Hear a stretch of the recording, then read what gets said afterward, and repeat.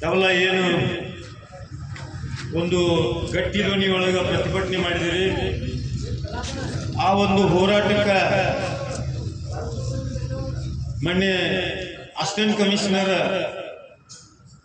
Madam ಅವರು ಶ್ವೇತಾ ಬಿಡಿಕರ್ ಅವರು ಇವತ್ತ ತಾಲೂಕಿಗೆ ಸಂಬಂಧಪಟ್ಟಂತ ಯಾರು ಇಲ್ಲಿ ಜಮಖಂಡಿಗೆ ತಾಲೂಕಿನೊಳಗಿರುವಂತ ಕಾರ್ಖಾನೆ ಮಾಲೀಕರನ್ನು ಕರೆಸಿ ಸಭೆ ಮಾಡಬೇಕು ಅಂತೇಳಿ ನಿನ್ನೇನು ಒತ್ತಾಯ ಮಾಡಿದ್ರಿ. ಅದಕ್ಕೆ ಅವರು ಅದಕ್ಕೆ ಒಪ್ಕೊಂಡು ನಿನ್ನೆ ಅವ್ರಿಗೆಲ್ಲ ನೋಟಿಸ್ ಕೊಟ್ಟು ಸಾಮಾನ್ಯ DYSP ಅವರು, CPI ಅವರು, ಅವರೆಲ್ಲ PSI ಸಿಬ್ಬಂದಿ ಅವರೆಲ್ಲ ಇವತ್ತ ಅವ್ರನ್ನ ಕರೆಸಿ ಮೇಡಮ್ ಹೊಂಟ್ರಿ ಅಧಿಕಾರಿಗಳ ಮಧ್ಯಸ್ಥಿಕೆ ಒಳಗ ರೈತರು ಮತ್ತು ಕಾರ್ಖಾನೆಯವರ ಎದುರುಗಡೆ ನಡೆದಂಥದ್ದು ಏನು ಕಾರ್ಖಾನೆ ಆಮೇಲೆ ಪ್ರಭುಲಿಂಗೇಶ್ವರ ಶುಗರ್ಸ್ನಿಂದ ಬಂದಂತ ಪ್ರತಿನಿಧಿಗಳು ಏನ್ ಬಾಕಿ ಇಟ್ಕೊಂಡ 227 ಕೋಟಿ ರೂಪಾಯಿ ಈ ವರ್ಷದ ಬಾಕಿ ಕಾರ್ಖಾನೆ ಬಂದಾಗೈತಿ, ಬಾಕಿ ಇಟ್ಕೊಂಡಾರು. ಅವ್ರೇನೇನು ಕಾರಣ ಹೇಳಿರಲ್ಲ, ಏನೇನು ಸಮಸ್ಯೆ ಇದೆ ಚರ್ಚೆ ಮಾಡಿದ್ರಿ.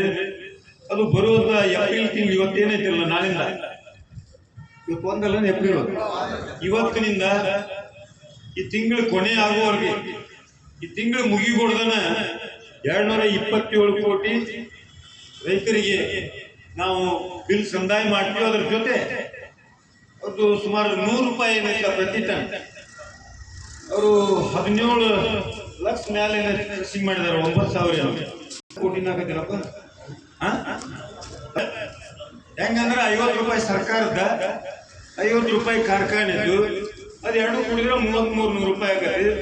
ಅದು ಬರೀ 50 ರೂಪಾಯಿ ಅವ್ರು ಪಟ್ಟದನ್ನ ನಮಗೆ ಕೊಟ್ಬಿಡ ಅವ್ರಿದ್ರು, ಅದನ್ನೂ ಒಪ್ಕೊಂಡಾರ. ಅದು 17 ಕೋಟಿ ರೂಪಾಯಿ, ಇದು 227 ಕೋಟಿ ರೂಪಾಯಿ, ಸುಮಾರು 244 ಕೋಟಿ ರೂಪಾಯಿ.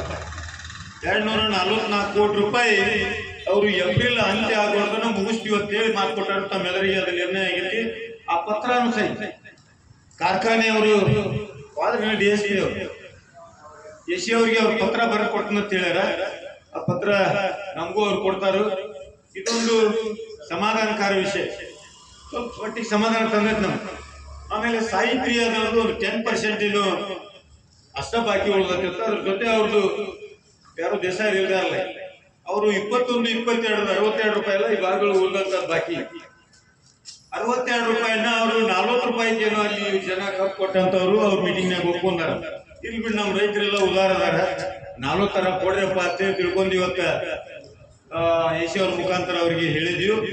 ಅವರು ಸಂಜೆನಗೊಡ್ದ ಅದೇ 40 ರೂಪಾಯಿ ಆ ವರ್ಷ ಎಷ್ಟು ಕಪ್ ಮುಗಿಸಾರಲ್ಲ ಸಾಹಿತ್ಯ, 40 ರೂಪಾಯಿನೂ ಸಹಿತ ಅವರು ಏಪ್ರಿಲ್ ಮುಗಿಗೊಡ್ದನ ಆ 40 ರೂಪಾಯಿ ಸರ್ಕಾರದ 50, ತಮ್ದು 50 ಎಲ್ಲ ಕೂಡಿ 3300 ರೂಪಾಯಿ ಏನ್ 10% ಬಾಕಿ ಇರ್ತ ಅದನ್ನು ಅವರು ಏಪ್ರಿಲ್ 10 ಆ ರೈತರಿಗೆ ಆ ಬಿಲ್ ಸಂದಾಯ ಮಾಡ್ತೀವಿ ಅಂತೇಳಿ ಅವರು ಹೇಳಿದಾರ.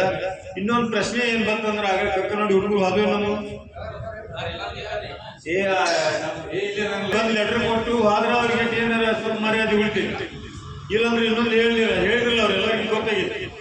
ಈಗಾಗಲೇ ಬಾಗಲಕೋಟೆ ಜಿಲ್ಲೆ ಯಾವ್ಯಾವ ಕಾರ್ಖಾನೆಗಳು ಕಬ್ಬು ನುರಿಸಿ ಫ್ಯಾಕ್ಟ್ರಿ ಬಂದ್ ಮಾಡ್ಯಾರ, ಈಗಾಗಲೇ ಎಷ್ಟು ಬಾಕಿ ಇಟ್ಕೊಂಡವ್ರಿ, ಹೆಂಗಾದ್ಮೇಲೆ ಕಬ್ಬು ನುರಿಸಿದ್ದು ರೈತರಿಗೆ ಕೊಡ್ತಕ್ಕಂಥದ್ದು. ಆ ಬಾಕಿಗಳ ಸಲುವಾಗಿ ಈಗಾಗಲೇ ಅವ್ರು ಏನ್ ಟೈಮ್ ಮೀರಿದಲ್ಲ, ಟೈಮ್ ಡಿಫಾರ್ ಆಗೈತಿ, ಅವ್ರಿಗೆ ನೋಟಿಸ್ ಕೊಟ್ಟಾರ ಕಾರ್ಖಾನೆ. ಸರ್ಕಾರಕ್ಕೆ ಒಂದು ಕಾನೂನು ಐತಿ, ಅದು 15 ದಿನದಾಗ ಬಿಲ್ ಕೊಡ್ಲಿಲ್ಲ ಅಂತ ಹೇಳಿದ್ರೆ ಕಾರ್ಖಾನೆ ಜಪ್ತ್ ಮಾಡಿ ಮಾರಾಟ ಮಾಡಿ ರೈತರಿಗೆ ಬಿಲ್ ಕೊಡಿಸ್ಬೇಕು ಅಂತ ಹೇಳಿ ಈಗಾಗಲೇ ನೋಟಿಸ್ ಇಶ್ಯೂ ಆಗ್ಯಾವ. ಆ ನೋಟಿಸ್ ಎಲ್ಲ ಫ್ಯಾಕ್ಟ್ರಿಗೆ ಹೋಗ್ಯಾವ, ಏನ್ ತೊಂದರೆ ಇಲ್ಲ.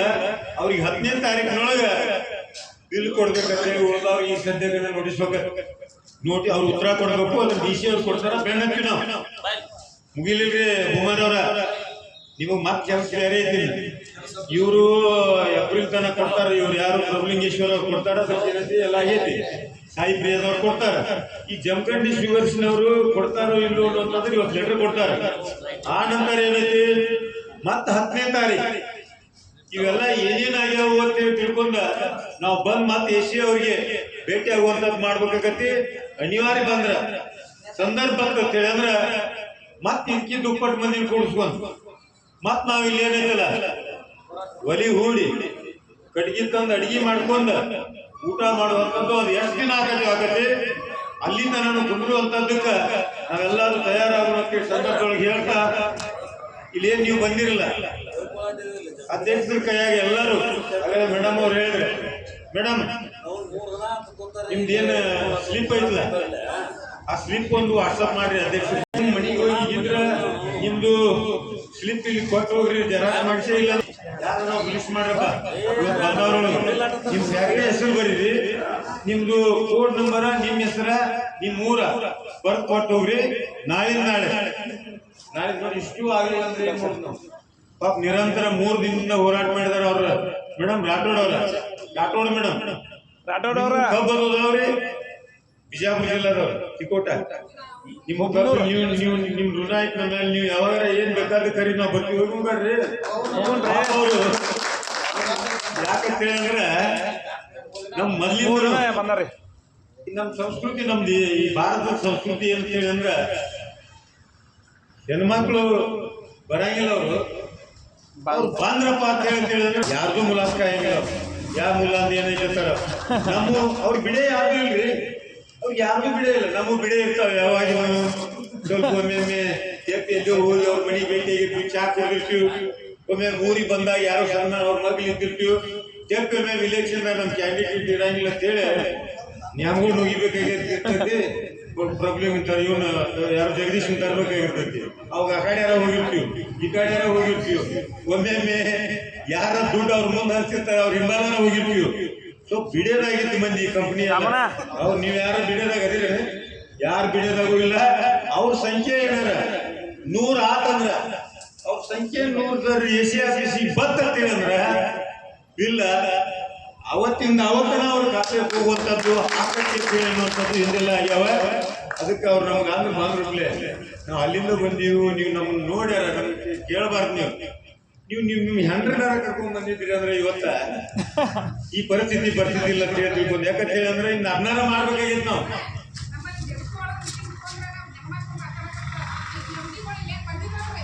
ನಿಮ್ ಕೈಯಾಗ ಇನ್ನು ಮುಂದಿನ ಹೋರಾಟ ಈಗ ಇರ್ಬೇಕ್ರಿ ನೀವು ಆಮೇಲೆ ಉಳಿದದ್ದು ಬೇರೆ ವಿಷಯಗಳು ನಾವನ್ನೆಲ್ಲ ಆಮೇಲೆ ಮಾತಾಡ್ಕೊಂಡು ಪರಶುರಾಮ್ ಬರ್ತಾರ ದೇಸಾರು ಈ ಹೋರಾಟ ಇನ್ನಷ್ಟು ಏನಿತ್ತಲ್ಲ ಪಕ್ಷಾತೀತವಾಗಿ ನೀವೆಲ್ಲ ಅಧ್ಯಕ್ಷರ ಇವತ್ತು ಯಾರ್ಯಾರು ಅಸಮಾಧಾನ ಆತನ ಅಲ್ಲಿ ಮಾತಾಡೋತ್ನಾಗ ಎಲ್ಲರಿಗೂ ಕುಂದ್ರುವಂಥದ್ದಲ್ಲ ಮುಂದಿನ ಹೋರಾಟ ಮತ್ತೆ ನಾವು ಯಾವಾಗ ಕರಿತೀವಿ ಬಳಿ ನೀರು ಬಿಡಿಸೋಣ ನೋಡ್ರಿ ಒಂದು ಕೊನೆಗೆ ನಾನು ಇನ್ನಷ್ಟು ನೀನು ಕೇಳ್ಬೇಕಲ್ಲ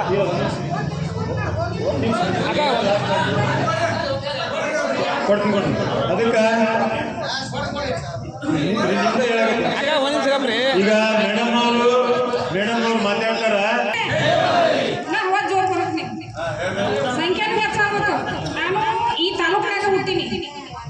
ಈ ತಾಲೂಕಿನಾಗ ಹುಟ್ಟಿ 32 ವರ್ಷ ಆಯ್ತು ಈ ತಾಲೂಕಿನಾಗ ಹಂಗೈತಿ ನಮ್ಮ ಬಿಜಾಪುರ ಜಿಲ್ಲೆ ಒಳಗೆ ಹಂಗೈತಿ ಬಾಗಲಕೋಟೆ ಜಿಲ್ಲೆ ಒಳಗೆ ಹಂಗೈತಿ ನಾನು ನೋಡ್ಕೊಂಡಿದ್ದೀನಿ ನೀವೆಲ್ಲರೂ ಅದನ್ನ ರೈತರು ಹಚ್ಚಿರಿ ಕಬ್ಬು ಬೆಳಿತೀರಿ ಎಲ್ಲ ಮಾಡ್ತೀರಿ ಆದ್ರೆ ನೀವು ರೈತರ ಸಂಖ್ಯೆ ಕಡಿಮೆ ಅದ ನೀವು ರೈತರ ಏಟು ಜಾಸ್ತಿ ಹಾಕಿರ್ಕೊಂಡು ಆಟ ನಿಮ್ದು ರೋಡ್ ಹೆಚ್ಚಾಗ್ತದ ಈ ರೈತರಿಗೆ ಅನಿಸ್ತದೆ ಇವತ್ತು ರೈತರಿಗೆ ಇಲ್ಲಿ ಬೆಲೆ ಇದ್ದಂಗೆ ಆಗಿದೆ ಇದು ಮುಕ್ತರ ಊರದ ಮುಕ್ತರ ಕ್ಷೇತ್ರ ಈ ಕ್ಷೇತ್ರದಾಗ ಎಲ್ಲರೂ ಅಭಿವೃದ್ಧಿ ಆಗ್ಬೇಕಿಲ್ಲ ಅಭಿವೃದ್ಧಿ ಆಗಬೇಕು ಹೆಣ್ಮಕ್ಳು ಜಾಸ್ತಿ ಆಗಬೇಕು ನಾವು ಇನ್ನೊಂದ್ಸಲ ಬಂದಾಗ ಹೆಣ್ಮಕ್ಳು ನೀವೆಲ್ಲರೂ ಕರ್ಕೊಂಡು ಬರಬೇಕು ಮತ್ತು ನಾವೇ ಮಾಡ್ಕೊಂಡು ಬಿಡ್ತೀವಿ ನಮ್ಮ ಜಿಲ್ಲಾದಾಗ ನಾವು ಅಲ್ಲಿ ಜಡ್ಪಿ ಒಳಗಾಗಲಿ ಒಂದು ಯಾವುದೋ ಆಫೀಸ್ನಾಗಲಿ ನಾವು ರೈತರು ಕೂಡಿದ್ವಿ ಅಂದ್ರೆ ನಮ್ಮ ನೋಡ್ರೆ ಅನಿಸ್ತಾರ ಅವರು ಇಲ್ಲೇನು ರೈತರಿಗೆ ಅಂತಾರೆ ಇವರು 3 ದಿನ ಕೂತ್ರು ಯಾವ ಇಲ್ಲೇ ಅನ್ನೋದು ಕೂಡ ನಾವು ಎಲ್ಲ ನಾವು ನಮ್ಮವ್ರು ಅವರು ಇಲ್ಲಿ ಬಂದು ನಾನು ಮಾತಾಡೋಕ್ಕಾಗಲಿಲ್ಲ ಓಟ್ ಬಿಡಬೇಕಾದ್ರೆ ರೈತರು ಬೇಕು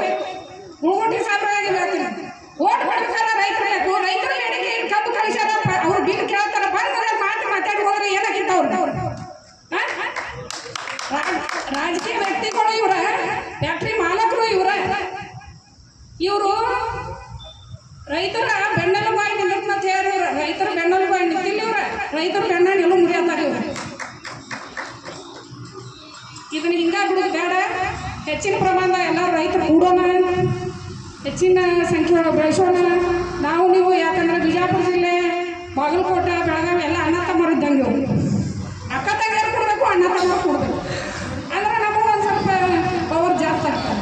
ನಾವೇ ಇದು ಇಲ್ದಾಗ ಬೇರೆ ಇರ್ತೀವಿ, ಇದನ್ನು ಹಾಕೊಂಡಾಗ ಬೇರೆ ಇರ್ತೀವಿ ನಾವು. ಅದ್ರ ಹಂಗೈತಿ ಬೊಬ್ಬಲ ಸದಾಶಿವಪ್ಪನ ಇದು ಐತಿಲ್ಲ, ರೂಮಲ್ಲಿ ಎಳಿ ಐತಿಲ್ಲ ಸದಾಶಿವ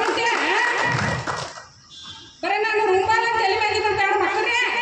ನೀವು ರೈತರು ಆಗಿರೋ ರೈತರಿಂದ ಮಠ ನಡೀದೆ. ನೀವು ರೈತರೇನಂತೀರಿ, ರೈತರು ಹೇಳ್ಕಿಂತ ನಾ ಕೊಂಡ್ರು ಈ ಜಗತ್ತಿನ ಉದ್ಧಾರ ಮಾಡ್ತಾನಂತ ರೈತರು ಉಪಯೋಗ ಬಂದಾನ. ಈಗ ನಾವು ಉದ್ಧಾರ ಮಾಡೋರು ನಾವಿಂದ ಉದ್ಧಾರ ಆಗ್ತದೆ, ಯಾರಿಂದ ಉದ್ಧಾರ ಆಗೋದಿಲ್ಲ. ನಾವು ಎಷ್ಟು ಬೆಳಿತೀವಿ ನೋಡ, ಈ ಕರ್ನಾಟಕ ಉದ್ಧಾರ ಆಗ್ತದೆ, ನಮ್ಮ ದೇಶ ಉದ್ಧಾರ ಆಗ್ತದೆ, ನಮ್ಮ ಬೇಡಿಕೆಗಳು ಈಡೇರ್ತಾವೆ. ಯಾಕಂದ್ರೆ ನಾವು ಜೀವನ ಮಾಡೋಕೆ ಸಾಧ್ಯ ಆಗ್ತದೆ. ಅದಕ್ಕೆ ಇಷ್ಟೇ ನಾನು ಮಾತು ಮುಗಿಸ್ತೀವಿ. ಒಂದು ಮಾತು, ಯಾಕಂದ್ರೆ ಮೇ 8ರಂದು ಬಿಜಾಪುರಕ್ಕೆ ನಮ್ಮದು ರೈತ ಸಂಘಟನೆ ಫಂಕ್ಷನ್ ಐತ್ರಿ, ರೈತರ ಜಾತ್ರೆ ಅವತ್ತು. ಎಲ್ಲರೂ ತಪ್ಪದೆ ಬರ್ಬೇಕ್ರಿ. ಬಂದ ರೈತರ ಜಾತ್ರೆ ಎಷ್ಟು ಚಂದ ಅಂದ್ರೆ ಅಷ್ಟು ಅದ್ದೂರಿಯಾಗಿ ಮಾಡು ನಾವು. ಯಾಕಂದ್ರೆ ನಾವು ನಿಮಗೆ ನಾವು ನೀವು ಅಣ್ಣ ಕಂಡರು ಅಕ್ಕ ತಂಗ್ಯಾರ ನಾವು ಎಲ್ಲರೂ ಬರ್ಬೇಕು. ನಿಮಗೆ ನಾವು ಬರ್ತೀವಿ, ನಮಗೆ ನೀವು ಬರ್ರಿ.